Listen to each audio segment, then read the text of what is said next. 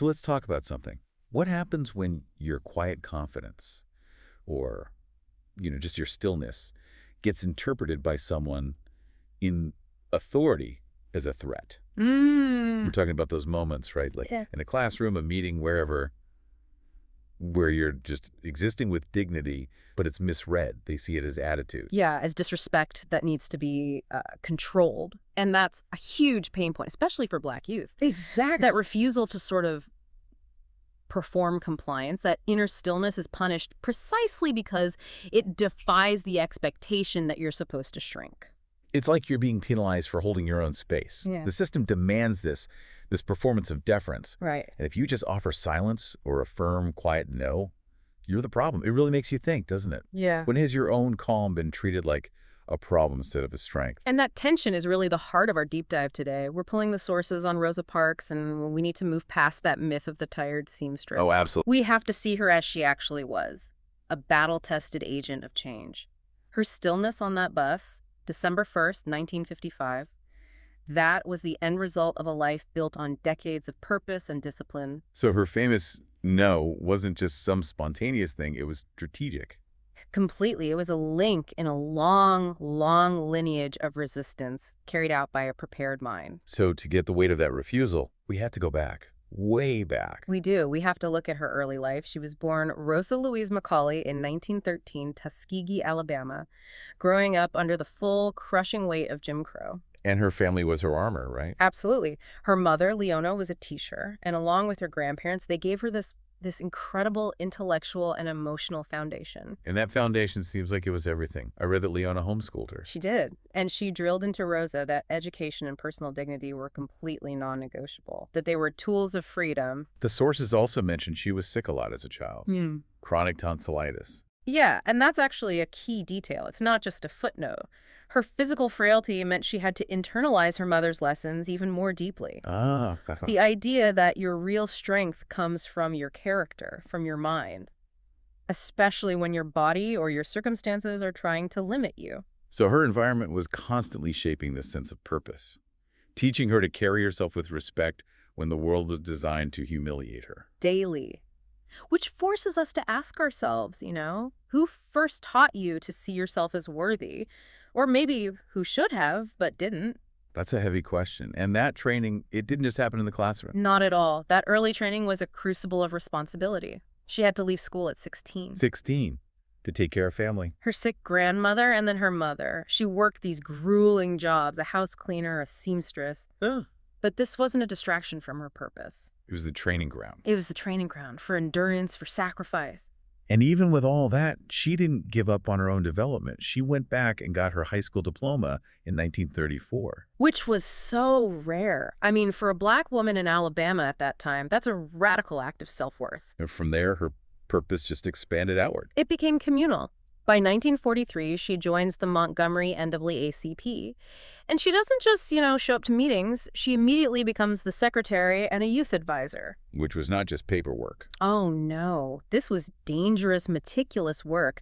She spent years investigating cases of racial and sexual violence against Black women. Wow. The kind of work that was often overlooked, but it defined her commitment. So she's not just an attendee, she is on the front lines. Oh. She's accumulating this deep, intimate knowledge of how the system works and how it fails. Exactly. And you see that same spirit, that same tenacity when she decides to register to vote. She was rejected, right, multiple times. 3 times she tried before she finally succeeded in 1945. Think about that. The so-called literacy tests, the bureaucracy, all of it designed to break you. But for her, it did the opposite. It did. Instead of letting that rejection breed defeat, she used every denial as fuel. It just deepened her resolve. So those rejections weren't failures. They were conditioning. Every small fight was practice for the big one. Perfect way to put it. And then just months before the arrest, in the summer of '55, she goes to the Highlander Folk School in Tennessee for training. An integrated space. An integrated space, yeah.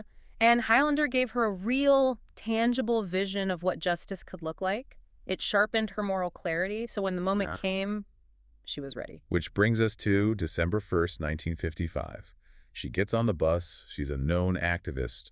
Yeah. A person of impeccable character. Right, and she sits in the colored section. The driver, James Blake, demands she move for a white passenger, and she just says no.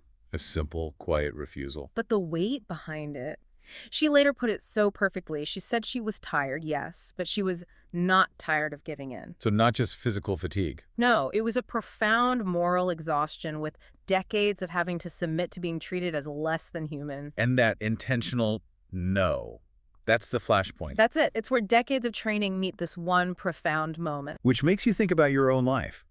What ordinary rejections or responsibilities right now might actually be preparing you for something bigger? It's a powerful thought. So to really unpack that, to understand the depth of her preparation, our sources use this great framework from Marcus Garvey, the 3 pillars: head, heart, and hands. It's such a useful model. It helps you see how a disciplined mind, a clear purpose, and consistent action all have to work together. So let's start with the head, the mindset. Okay, the head. For Parks, this was all about mental liberation. Jim Crow wasn't just about physical separation. It was designed to make you feel inferior. To enforce psychological subservience. Exactly. And Parks just refused. She modeled mental freedom by never surrendering her self-respect. She knew that if you accept humiliation, you can never truly be free. So her mindset flipped the script. All those rejections, the voting, the buses, they didn't break her down. They built her up. They became fuel for her resolve. She refused to internalize the messaging. That's the head. Okay, so then there's the heart, the purpose. Right, and Parks's purpose was rooted in protecting Black dignity. It was about the collective. Garvey taught that you have to live for a purpose, and her emotional center, her heart, was just fully dedicated to her community. You see it in her family life, caring for a relative. You do. And you see it in her relentless community work with the NAACP, documenting the harm done to the most vulnerable people. That refusal on the bus wasn't just for her. It was for everyone. It was an act of protecting the dignity of every single Black person on those buses. It wasn't about fame. It was about collective uplift. Okay, head, heart. And finally, the hands. Action. And perseverance. For Parks, this is years of concrete action. The NAACP organizing, getting registered to vote, the training, and then, of course, being willing to get arrested.